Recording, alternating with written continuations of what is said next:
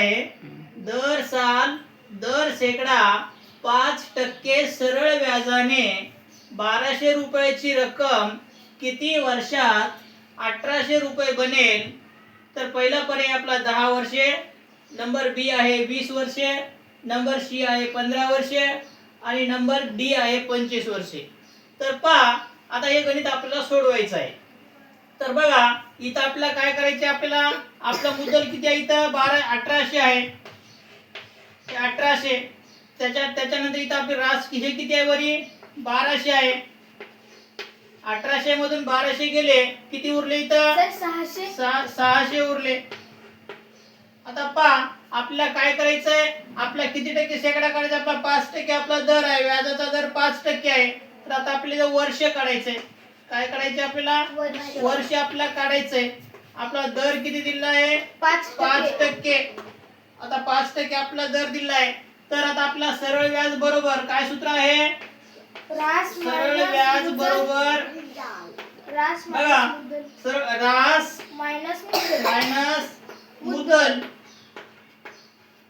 आता आपली रास किती आहे इथं 1800 आहे, त्याच्याने आपला मुद्दल किती आहे 1200 आहे. आता 1800 मधून आपल्याला किती करायचे वजा करायचे, तर 1200 वजा करायचे, राहिले किती 600. तर आपलं सरळ व्याजाचं सूत्र आहे, सरळ व्याजाचं सूत्र काय आहे, सरळ व्याज बरोबर सूत्र असं आहे म गुणिले द गुणिले क भागिले 100.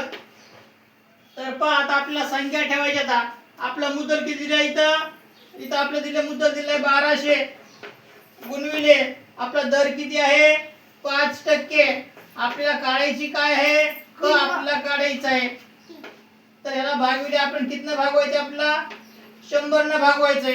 तर पहा हे 100 चे 2 कटले, हे 2 कटले. आता राहिले इथं 12 गुणिले 5, खाली किती राहिले 12 गुणिले 5. तर आपला मुद्दल किती आहे इथं उरलेलं 600 आहे. 600 ला आपल्याला कितना भागायचंय 12 पंचे 60. आता बघा इथं आता आपल्याला काय करायचंय गुणाकार भागाकार करायचा आहे. हा एक शून्य कटला, हा एक शून्य कटला, 6 एक 6, 6 दाई 60. तर आपलं उत्तर किती आलं 10 वर्षे आलं, 10 वर्षे. उत्तर किती आलं आपलं 10 वर्षे. तर पहा आपल्या पर्यायामध्ये 10 वर्ष आहे का, 10 वर्ष आपलं इथं पर्याय क्रमांक 1 चे आन्सर बरोबर आहे. धन्यवाद.